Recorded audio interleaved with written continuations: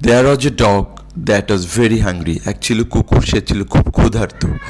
He searched for food everywhere. সে সব জায়গায় খাবার খুঁজছিল. And at last he found a bone. এবং অবশেষে সে এক টুকরো হাড় পেল.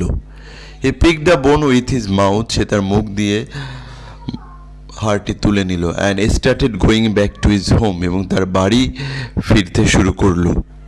There was a bridge on the way to his home. তার বাড়ির পথে একটা ব্রিজ ছিল. When he started crossing, যখন সেটি পার হতে শুরু করছিল, he saw his reflection in the water. সে পানির মধ্যে তার রিফ্লেকশনটা প্রতিচ্ছবি দেখতে পেল.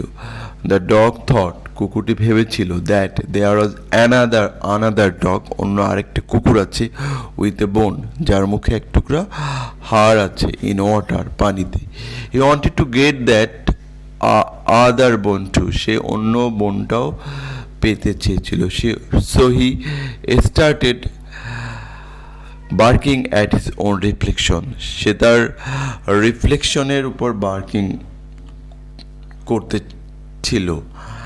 And his bone fell into the water, and finally he got nothing. Moral of the story: don't be greedy. লোভী হও না. If you are greedy, you will lost everything. তুমি যদি লোভী হও, তুমি সব কিছু হারাবে. Thank you so much for watching this video. I will be back soon.